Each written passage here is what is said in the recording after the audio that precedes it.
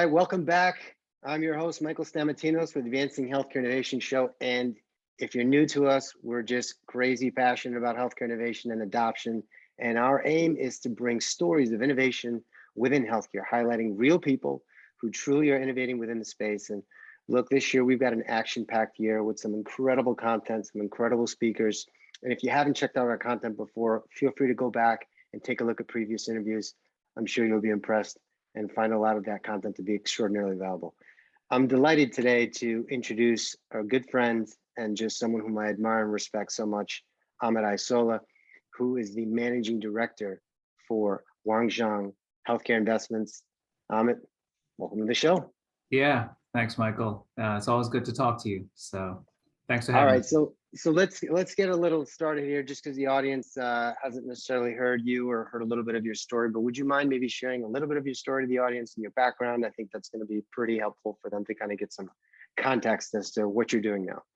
Okay, yeah, absolutely. Yeah, I'll start from the very beginning. You know, I have a couple of engineering degrees from the University of Michigan, but didn't really want to be a proper hardcore engineer. So decided to go into management consulting and with a focus on healthcare coming out of college. And I joined Deloitte Consulting and I started working with a healthcare group.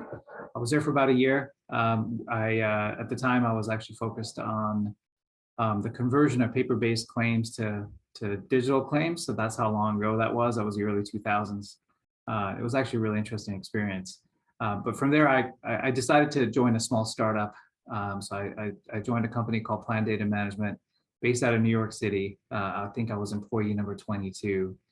And we basically offered up software solutions for payers to make sure that they got reimbursed appropriately by CMS for Medicare and Medicaid claims. And so it was a mix of financial and claims reconciliation tools, including patient member enrollment, member disenrollment, eligibility checks. And I was in charge of I was a product manager for two different software solutions while I was there.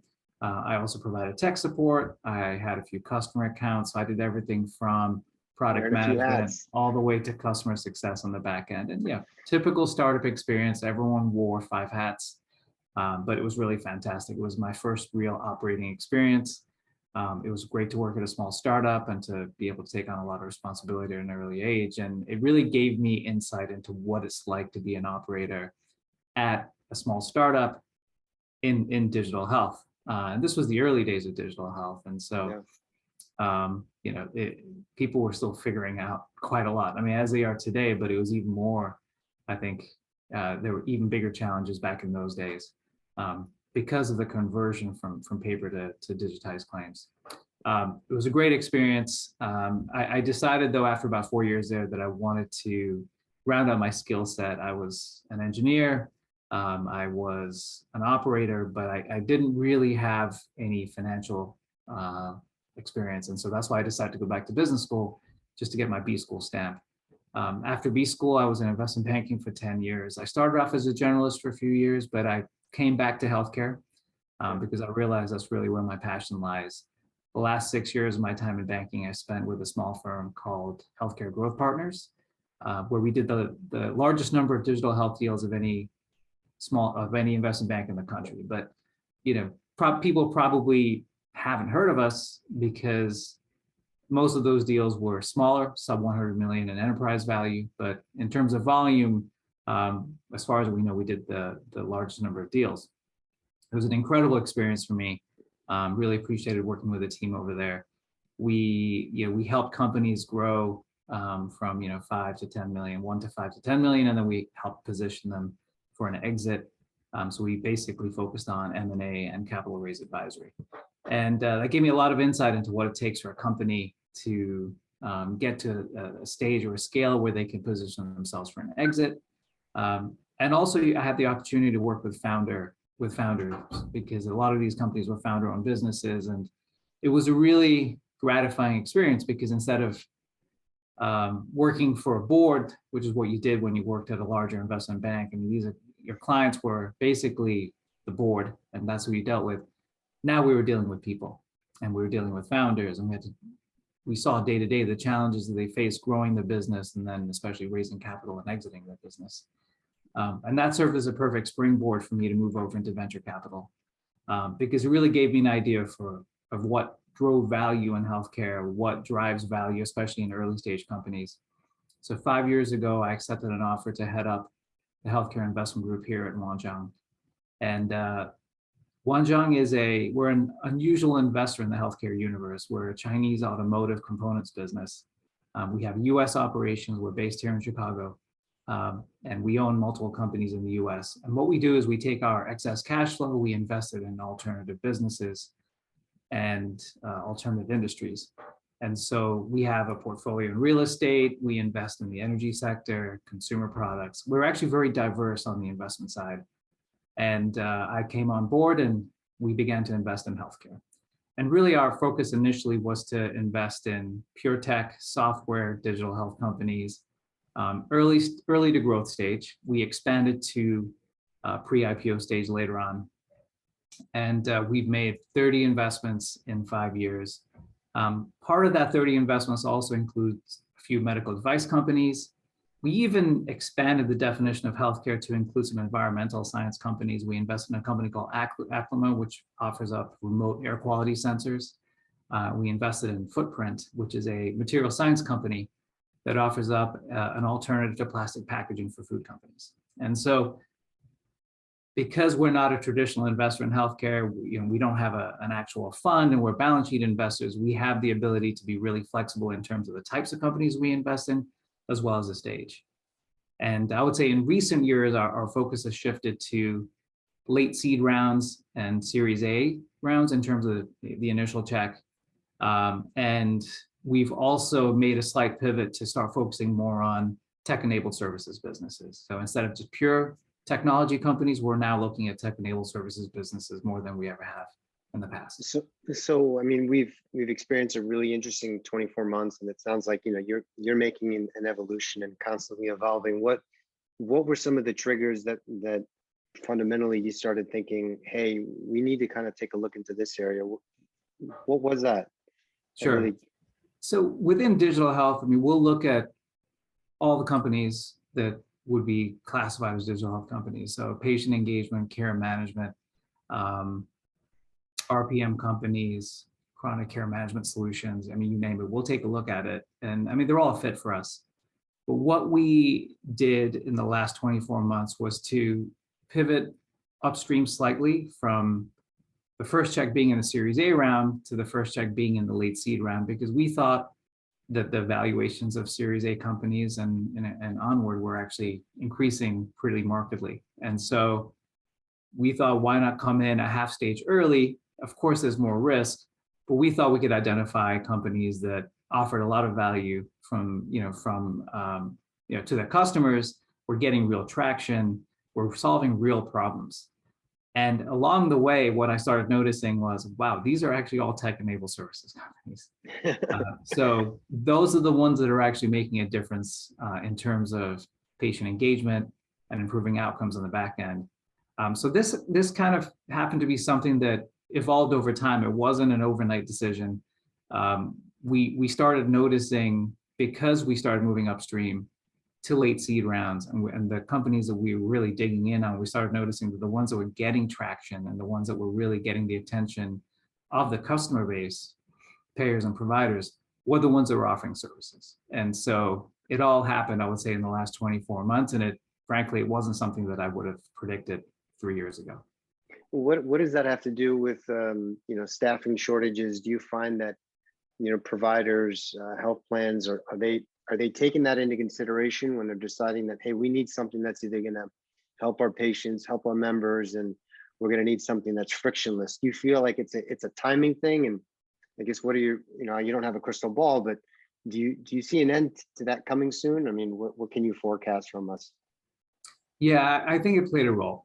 So if you have staffing shortages on the clinician side, you're going to have to outsource some of those functions. So that definitely plays a role. But I would say that just as big a role, or just as big a factor, is the fact that our customers started realizing that the companies that actually are the most effective in terms of engaging patients are the ones where you establish a human-to-human relationship and a trusted human-to-human relationship. And that's the part where, admittedly, I came in 5 years ago looking at pure tech solutions, 80% gross margins, because that's how you're conditioned as an investment banker. Those are the companies that get the highest multiples. Those are the companies that are most scalable.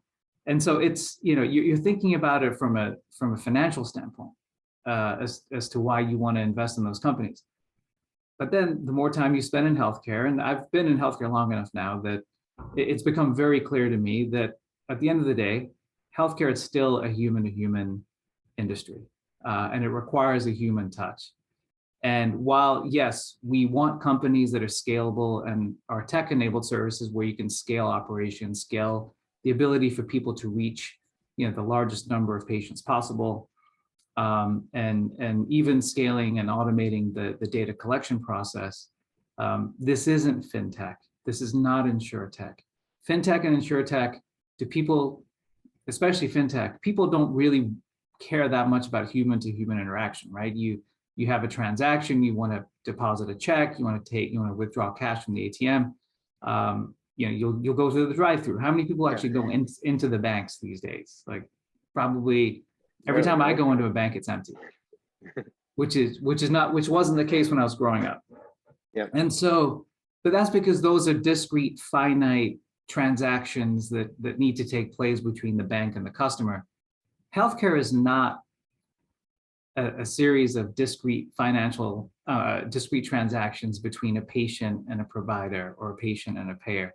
It's the interaction is in many cases continuous, or it needs to be continuous, and it needs to involve a lot of complex processing and complex planning as well.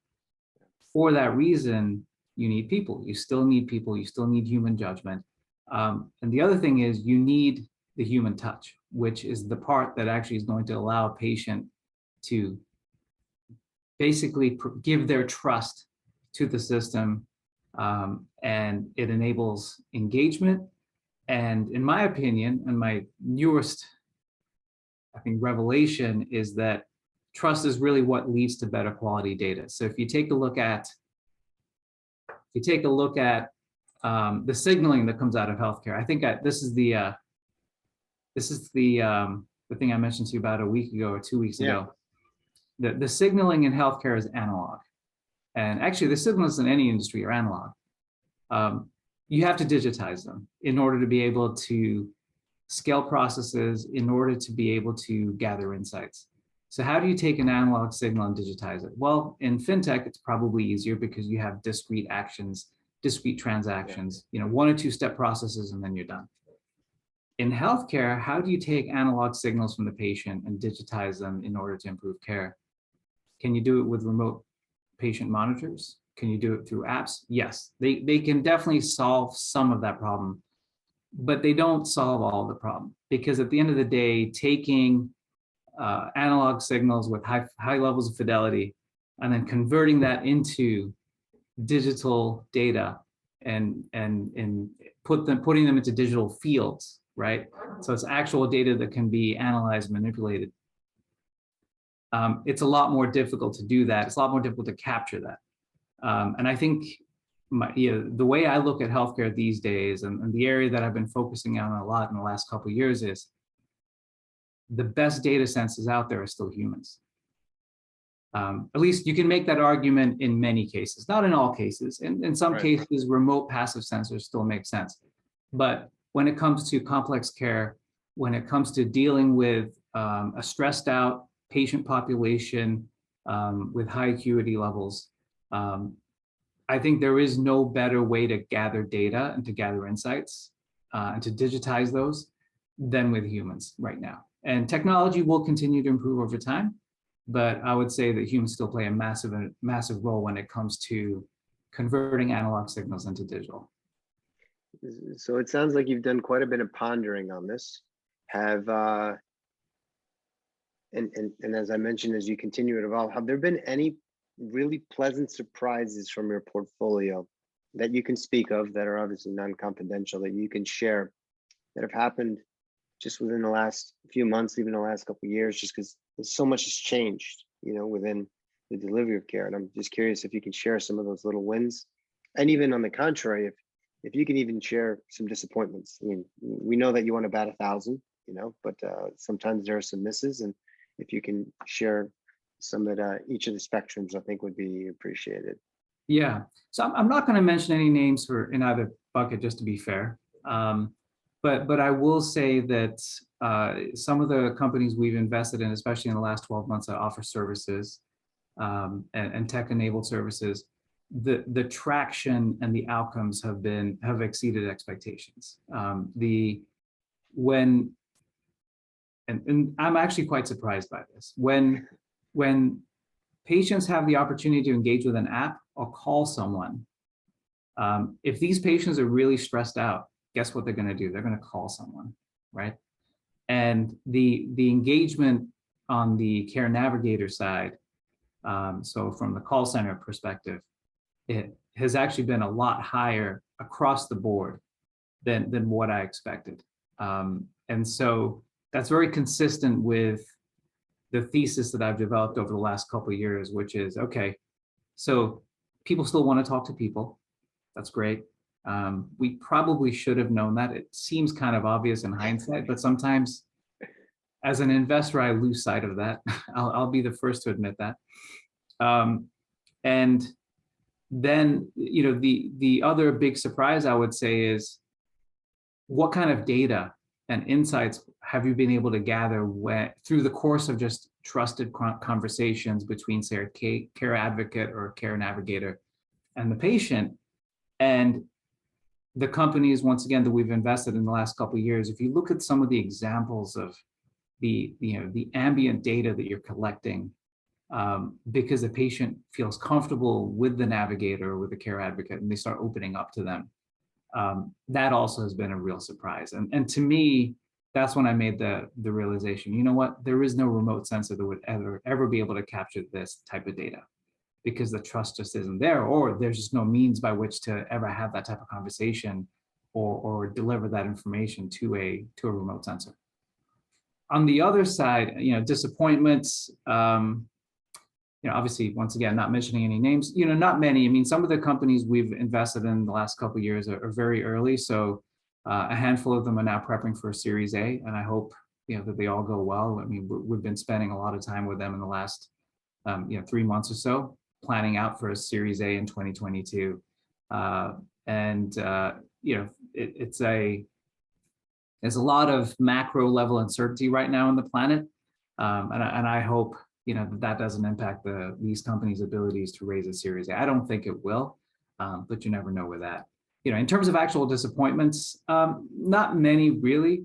I would say if I had to pick one surprise, one negative surprise that has come out from my last 5 years as an investor, I would say that probably it's the dynamics of some of the boards of some of these companies. You always assume that when you have investors come together on a board, that they're all aligned. We all have the same mission. We're all kind of pulling in the same direction. And what I'm realizing is, it doesn't always work out. It's a lot more complicated than that. So you have different agendas, you have different skill sets, you have different personalities. So agenda, skill sets, personalities, the combination of those three sets of differences does result in clashes at the board level, and sometimes that can impact the ability for a company to continue to proceed forward, right? To make good decisions on the fundraising side, good decisions on the operating side. And I would say that's probably been, any disappointments in my portfolio have been typically related to that. But that's, maybe once again, I should have expected it. But I was a little surprised to the extent to which some of the discord was occurring. Is there a way to understand what that could be like in the future? I mean, what you're getting into when you're investing in a company, the entrepreneur. Is there a way to peel back the onion on those dynamics with other board members? I mean, how do you hopefully prepare not to get into that situation? It's not that it may happen in the future, but what do you do to mitigate that? You know, I think you just have to really understand the dynamics up front. And I'm not certain that I'm always going to be able to do that, because you have to talk to a board member who's really willing to give you the truth about the board level dynamics, right? Because when you're doing diligence as an investor, are you always able to lift up the hood and see what's really going on underneath, especially at the board level? I'm not certain that you can, but you can try. So I think having conversations with more board members than I have in the past, and then asking them, some questions just about their vision for the company and what they're looking to get out of it. I've been doing that, but I haven't been doing that as comprehensively across the board. And that's probably the one adjustment I would make on my end is, pay more attention to board level dynamics than I had done probably my first 2 years, because you just kind of make the assumption that everyone's pulling in the same direction. And if you look at some of the deals I've passed on recently, you'll see that that's actually one of the biggest reasons, is that, there was this misalignment at the board level. They had different ideas about where they wanted this company to go. And, I think that creates all kinds of challenges. And so, that's, I would say, reason number one, beyond just the basics of, okay, here's your run rate. Oh, it's, too early, or, you're too far along, valuation may be too high, terms may not be a fit. But once you put aside the numbers, I would say one of the next sets of reasons that I've passed on deals is because I've been able to decipher that there is misalignment at the board level. And so that's something I've been paying a lot of attention to last year or so. So just kind of knowing your skill sets, knowing you personally, I know that you've been kind of rolling up your sleeves a little bit more. What got you to kind of make that shift? Because I know that prior you were making investments, and now you're kind of enjoying getting involved with some of the investors. Getting involved with the entrepreneurs? Can you chat a little bit about that, and how do you think that helps not only the entrepreneur but just the portfolio in general? Yeah. I think it's a product of the fact that we came in a little bit earlier. So when you come in to a late seed round, a seed bridge, as opposed to a Series A or Series B, our check is going to be maybe the largest check in the round, maybe the second largest check in the round, which is a big difference from what we had done our first couple of years, where we were the fifth or sixth largest check. In those situations, it's your responsibility to also then roll up your sleeves and really help a company out. And in fact, we're not really looking to invest in companies unless we can help them out, unless we feel like we can add value with customer introductions, investor introductions, positioning the company for Series A, thinking about cash management, thinking about operations. And so it's just a product of the fact that I just came in earlier. And when you come in earlier, I think you could make a real difference when it comes to helping out entrepreneurs. Yeah, there's that sense of fulfillment, and just kind of, I could just see it in the last conversation where you just kind of perked up a little bit, saying like, "Hey man, we got a chance to whiteboard some stuff out." Like that was kind of cool. I'm curious if things unraveled and you had to start all over again, where would you start? I would start here. I would start exactly where I am today. I think I like our approach as of right now. And so if I had to start from scratch, I would take a look at late seed and Series A rounds in terms of putting in an initial check. I would look to back companies where we could really help out. Being a Chinese company, there are challenges in terms of getting board seats. And so we have to be mindful of the CFIUS/FIRMA regulations. But that doesn't mean you can't help a company. You don't need a board seat to help a company out, right? You can still act as a de facto board member. You can still be a confidant. You can still roll up your sleeves.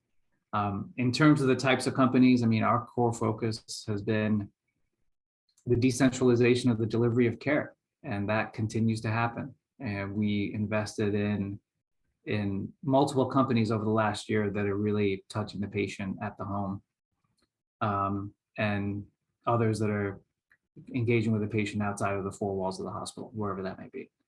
And so we've, I think we have a pretty clear view as an organization about the types of businesses that work really well in terms of the risk reward profile. So yeah, I mean, Michael, to answer your question, I would just continue doing what I'm doing right now and hope that it works out. For sure, absolutely.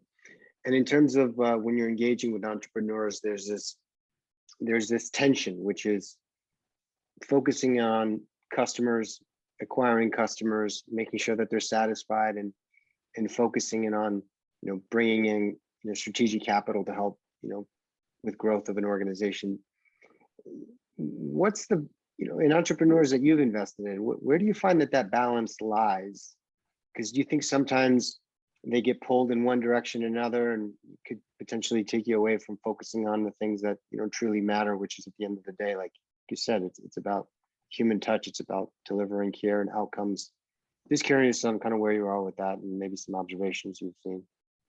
Yeah, I mean, entrepreneurs have some of the hardest jobs on the planet, right? I mean, they, especially ones that are raising capital, because now they have 2 full-time jobs.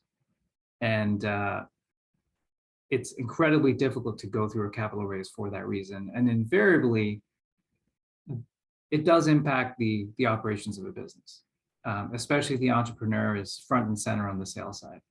The CEO is front and center on the sales side. So I think the way we help out our CEOs is to provide them a lot of guidance on the capital raise side, try and come up with a process that actually has a chance of succeeding. So this way you're not fundraising for over 6 months, 6 months, 9 months, having a Series A just keep dragging out.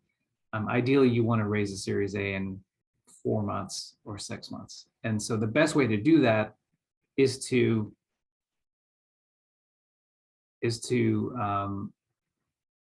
come up with a realistic game plan for what you can achieve with your capital raise.